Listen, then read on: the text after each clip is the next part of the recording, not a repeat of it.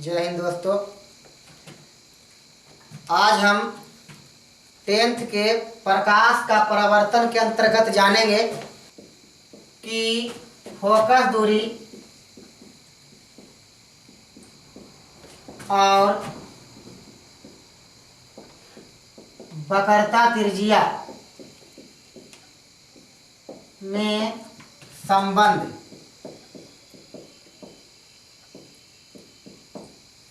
अवतल दर्पण की फोकस दूरी या और वक्रता त्रिज्या में संबंध।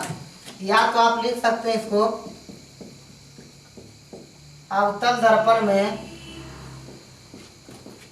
F बराबर R/2 या R बराबर 2F की स्थापना।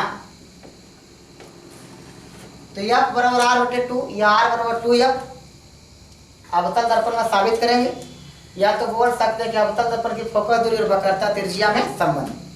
तो सबसे पहले इसके लिए हम एक अवतल दर्पण का लेख खींचेंगे।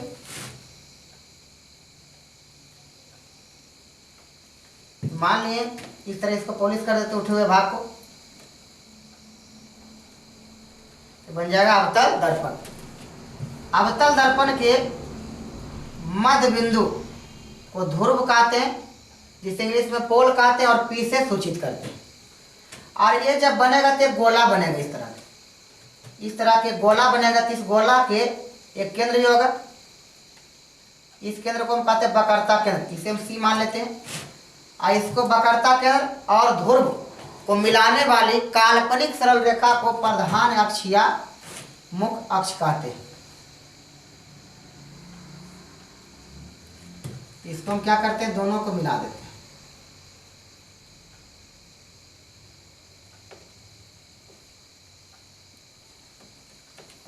इसको मान लेंगे प्रधान अक्ष या मुख्य अक्ष, यक्स डैश प्रधान अक्ष या मुख्य अक्ष। ये हो गया वक्रता केंद्र, ये हो गया ध्रुव। अब हम इस पर प्रकाश की आपतित किरण को प्रधान अक्ष के समांतर लाएंगे। इस तरह हम लाते हैं।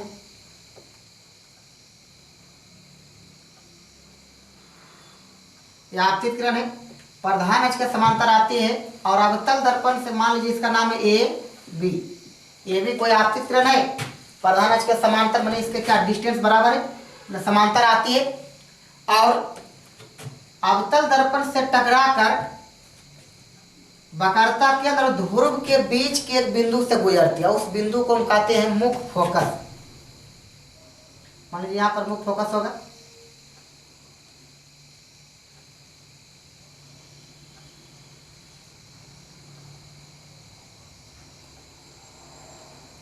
इसको हम इस तरह बना दें। इसको क्या बोल देंगे हम, इसको बोल देंगे मुख्य फोकस। या अब क्या है, आपतित किरण और ये है परावर्तित किरण। और यहाँ पर ये बिंदु को कहते हैं आपतन बिंदु। आपतन बिंदु पर खींचा गया लंब को अभिलंब कहते हैं। तो इसको थोड़ा सा पहले मान लेते हैं, इस फिगर के बारे में कुछ लिख लेते हैं।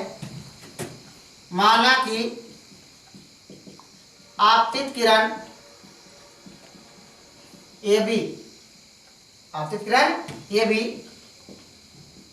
प्रधान अक्ष यक्स डैश यक्स के समांतर आती है और अवतल दर्पण से टकराकर फोकस F से गुजरती है। फिर से देखिए, माना कि आपतित किरण है, ये भी क्या है, एक आपतित किरण है। माना कि आपतित किरण ये भी प्रधान अक्ष कौन है, यक्स डैश यक्स के समांतर आती है, इसके बीच का डिस्टेंस बराबर है, समांतर आती है। और अवतल दर्पण, किस दर्पण से, अवतल दर्पण से टकराकर फोकस F से गुजरती है। ठीक, इतना लिख दिए। अब इसमें हमको साबित करना है, प्रूव दैट, साबित करना है F बराबर R/2 या R बराबर 2F। तो इसको साबित करने के लिए हमें कुछ बनावट का जरूरत पड़ेगा। तो बनावट में लिख लेंगे, ये है आपतित किरण, ये है परावर्तित किरण, और ये है आपतन बिंदु। आपतन बिंदु पर खींचा गया लंब क्या कहलाता है? अभिलंब। तो इसको हम टूटी लाइन से मिला देंगे और इसको मान लेंगे क्या है? ये अभिलंब है।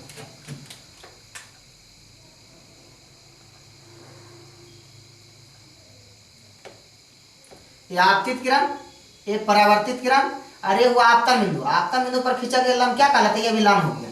यह अभिलंब क्या होगा? वक्रता केंद्र से मिलकर। ये है आपतित किरण और ये है अभिलंब।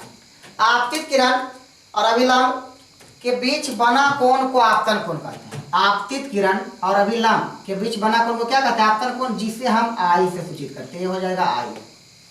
और ये क्या है? परावर्तित किरण। और ये क्या है? टूटी लाइन अभिलंब। परावर्तित किरण और अभिलंब के बीच बना कोण को परावर्तन कोण कहते हैं, जिसे हम छोटी आर से सूचित करते हैं। तो सबसे पहले चलेंगे कि परावर्तन के नियम से दोनों कोण क्या होगा? बराबर हो जाएगा। यानी तो बनावट पहले लिख लेते हैं। बिंदु बी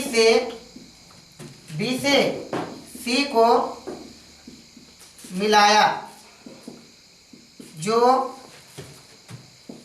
एक अभिलंब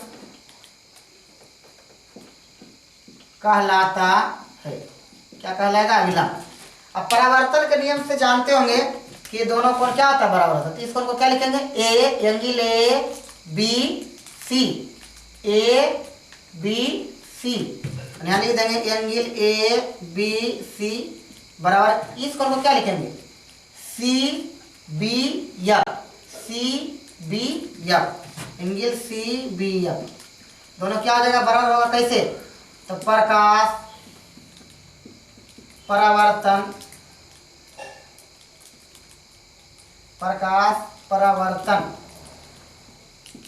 के नियम से, प्रकाश परावर्तन के नियम से दोनों बराबर हो गए। इसको मान लेंगे समीकरण 1। और देखिए ए कोण और ए कोण दोनों क्या है? एकांतर कोण है। एकांतर कोण भी बराबर होते हैं। अगर ये आई है तो ये भी क्या होगा? आई होगा। अगर ये 20 डिग्री हो तो ये भी क्या होगा? 20 डिग्री होगा। तो इस दोनों कोण को, इस कोण को क्या लिखेंगे? फिर लिखेंगे angle A B C, angle A B C, angle A B C बराबर हो जाएगा। इस कोण को क्या लिखेंगे? C B C F. इसमें क्या लिखेंगे? B C F, angle B C F. ये क्या? ये दोनों कोण क्यों बराबर हो गया? क्या लिखना है? एकांतर कोण के कारण लिख सकते हैं। अब इस दोनों समीकरण को मिलाएंगे।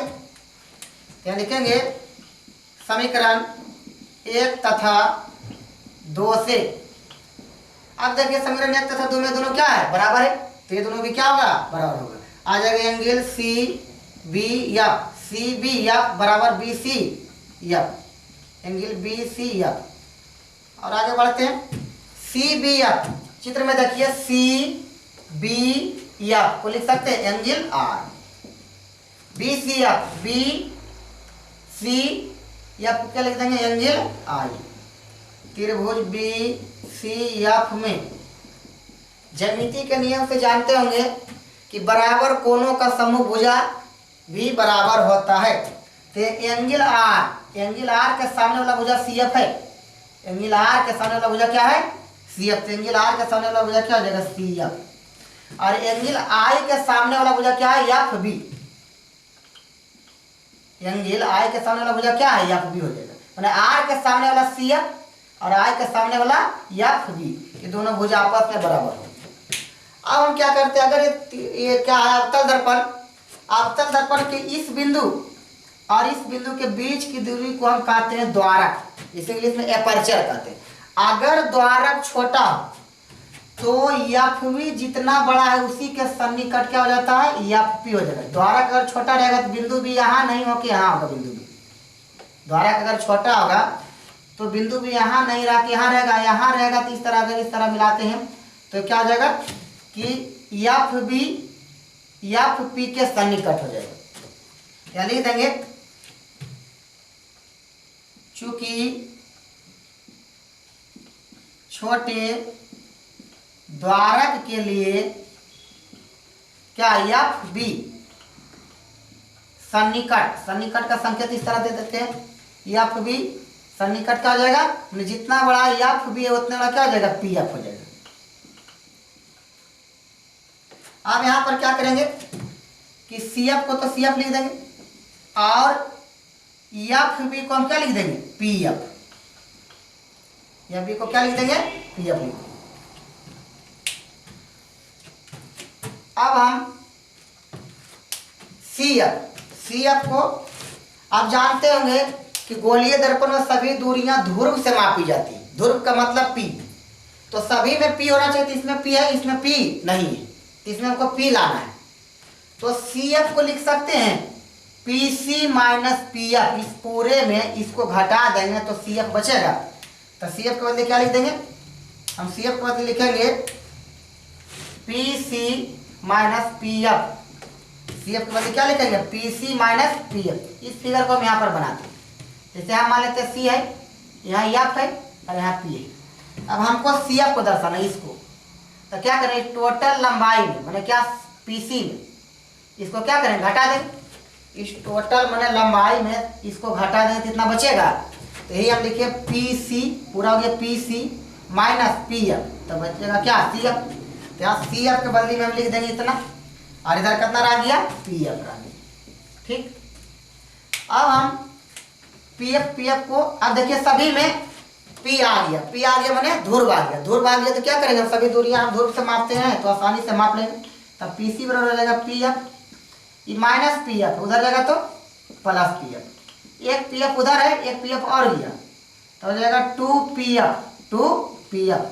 अब पी सी, पी और सी, पी है ध्रुव और सी है वक्रता केंद्र। तो आप लोग जानते हैं कि ध्रुव और वक्रता केंद्र के बीच की दूरी को कहते हैं वक्रता त्रिज्या। ध्रुव और वक्रता केंद्र के बीच की दूरी क्या कहते हैं, वक्रता त्रिज्या, जिसे हम बड़ी आर से सूचित करते हैं। टूर आ गया सी एफ। ध्रुव और फोकस, मुख्य फोकस, ध्रुव और मुख्य फोकस के बीच की दूरी कहते हैं फोकस दूरी। ध्रुव और मुख्य फोकस के बीच की दूरी क्या कहते हैं, फोकस दूरी, जिसे हम छोटी एफ से सूचित करते हैं। आर बराबर आ गया 2f, या कि 2 गुना में धराएगा तो क्या हो जाएगा, भागान, तो आ जाएगा क्या, एफ बराबर आर बटे 2, एफ बराबर आर बटे 2 हो जाएगा। तो ऑब्जेक्टिव टाइप क्वेश्चन में बहुत बार पूछा भी गया है कि गोलीय दर्पण की वक्रता त्रिज्या फोकस दूरी की क्या होती है, तो बोलना है दुगनी। गोलीय दर्पण की वक्रता त्रिज्या फोकस दूरी की दुगनी होती है। इसी को अगर इस व्यंजक के अनुसार पूछा जाए तो यहाँ पूछेगा गोलीय दर्पण की फोकस दूरी वक्रता त्रिज्या की क्या होती है, तो आधी। पहले अगर वक्रता त्रिज्या देगा तो फोकस दूरी के दुगनी, और पहले फोकस दूरी दे देगा उसके बाद वक्रता त्रिज्या कहेगा तो बोलना गोलीय दर्पण की वक्रता त्रिज्या फोकस दूरी की दुगनी और फोकस दूरी वक्रता त्रिज्या की आधी होती है। जय हिंद, धन्यवाद।